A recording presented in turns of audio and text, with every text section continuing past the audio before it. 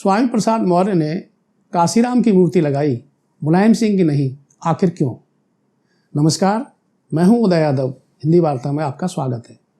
ये घटना कुछ पुरानी है, लेकिन सवाल एकदम नया है कि एक नेता जो समाजवादी पार्टी में बेहद महत्वपूर्ण भूमिका में लाया जाता है, वो अपनी पार्टी के नेता अपने सिद्धांतों, पार्टी के सिद्धांतों पर बात नहीं करता, उस नेता की बात करता है जहां वो पहले था। क्या यह किसी पार्टी में संभव है? लेकिन ऐसा हुआ, ऐसा होता सबने देखा। स्वामी प्रसाद मौर्य 5 साल तक भारतीय जनता पार्टी में रहे, मंत्री रहे, एक शब्द नहीं बोले। लेकिन जो ही वे समाजवादी पार्टी में आए, वे इस तरह बात करने लगे, उनका व्यवहार पूरी तरह इस तरह होने लगा जैसे वे समाजवादी पार्टी में न होकर बहुजन समाज पार्टी में। वे सवाल उठाने लगे जो समाजवादी पार्टी के नहीं थे। समाजवादी किसानों के, मजदूरों के, छात्रों के, युवाओं के अधिकारों की बात करते रहे हैं। मुलायम सिंह यादव, जिन्होंने समाजवादी पार्टी को एक शक्ल दी और जिन्होंने पूरे देश को पहचान दी, वे इन्हीं मुद्दों पर लड़ाई लड़ने के लिए पहचाने जाते रहे। लेकिन अब स्वामी प्रसाद मौर्य जैसे नेता आए और उन्होंने न सिर्फ काशीराम का सवाल उठाया, काशीराम के मूल्यों पर बात करने लगे, बल्कि उन्होंने उनकी एक मूर्ति भी लगाई अपने कॉलेज में। आखिर इतनी छूट क्यों? क्या अखिलेश यादव का आत्मविश्वास डगमगा गया है? वे अपने पर भरोसा नहीं कर पा रहे, जबकि उनके पास करोड़ों लोगों का समर्थन है। वे प्रदेश के सबसे ताकतवर नेता हैं। विपक्ष के नेता के पास इतनी ताकत कभी नहीं होती। सत्ता पक्ष के साथ तो होती है, लेकिन एक विपक्षी नेता के तौर पर जितना जन समर्थन उनके साथ है, उन्हें किसी स्वामी प्रसाद जैसे व्यक्ति की जरूरत नहीं है। लेकिन वे न सिर्फ ऐसा हो रहे हैं, वे ऐसा करते हुए देख रहे हैं। आखिर अखिलेश यादव का व्यवहार, अखिलेश यादव का ये कमजोर होता आत्मविश्वास पार्टी को ताकत देगा या उनकी पूंजी भी गायब हो जाएगी? हम इस पर विस्तार से बताएंगे। आप अंत तक इस वीडियो को जरूर देखिए। हमारा आग्रह है कि आप अगर अंत तक जुड़े रहते हैं तो आपको कई नई बातें सुनने को मिलेंगी। एक और आग्रह है, कृपया हमारे चैनल को सब्सक्राइब करें, ज़्यादा से ज़्यादा सब्सक्राइब करें और लाइक करें, शेयर करें। मुद्दे को आगे बढ़ाते हैं। जब से समाजवादी पार्टी में स्वामी प्रसाद मौर्य आए हैं, बाकी सारे लोगों को किनारे कर दिया गया। ऐसा लगता है कि अखिलेश के बाद पार्टी में वही है। उन्हें इतना महत्व, इतना वजन दिया गया, इससे पहले वो कभी किसी पार्टी में दिखाई नहीं दिया। सामने भारतीय जनता पार्टी है। आप जानते हैं कि भारतीय जनता पार्टी में देश की लगभग सभी पार्टियों के लोग शामिल हुए हैं, लेकिन उन्हें उतना महत्व नहीं मिला, चाहे वो नेता कितना भी वजनदार क्यों ना हो। स्वामी प्रसाद की बात छोड़ दें, आप हेमंत बिश्व शर्मा को लीजिए, जो आज आसाम के मुख्यमंत्री हैं।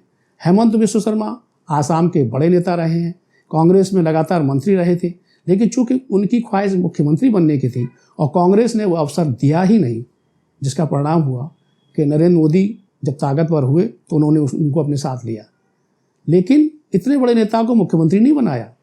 हेमंत बिश्व शर्मा ने पूरे पूर्वोत्तर राज्यों में जहां भारतीय जनता पार्टी का कोई नाम लेवा नहीं था, उसको बेहद मजबूत स्थिति में पहुंचा दिया। लेकिन जब मुख्यमंत्री का नंबर आया तो उन्होंने अपने ही कार्यकर्ता सोनोवाल को बनाया और इनसे इतनी प्रतीक्षा कराई कि इन्हें आरएसएस से ज़्यादा कट्टर बना दिया।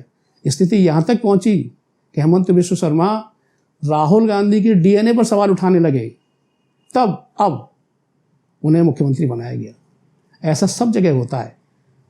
लालू यादव के दायां हाथ होते थे राम कृपाल, लेकिन वे इस बात से नाराज थे कि लालू अपने बेटे को आगे बढ़ा रहे हैं, उनका तो मौका ही नहीं दे रहे मुख्यमंत्री बनने के लिए।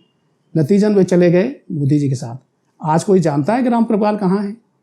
खुद स्वामी प्रसाद मौर्य को लीजिए, 5 साल मंत्री पद का सुख भोगा, भारतीय जनता पार्टी में रहे, लेकिन क्या उनका कोई महत्व था? क्या कभी भी वे बोलते थे? कोई नहीं जानता। फिर अखिलेश ने उन्हें अपने सर पर क्यों चढ़ा लिया? उन्हें उतना ही महत्व मिलना चाहिए जितना किसी पुराने समाजवादी नेता को।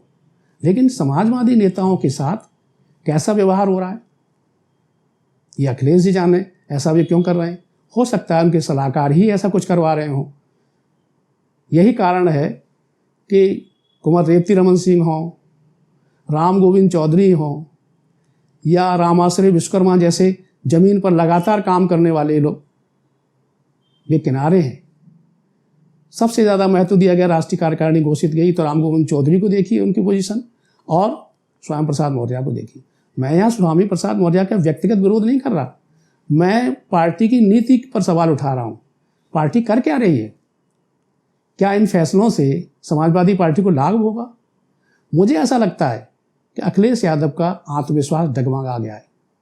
उनके सलाहकार उन्हें लगातार कमज़ोर करते जा रहे हैं।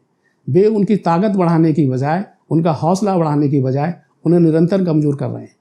वे हनुमान हैं, उनके पास कितनी ताकत है शायद उन्हें एहसास नहीं। वे न सिर्फ प्रदेश की सत्ता हासिल कर सकते हैं बल्कि अपना फैलाव कर केंद्र की सत्ता का भी दावा ठोक सकते हैं। लेकिन एक नीति और रीति तो हो, अपने लोगों को महत्व तो मिले।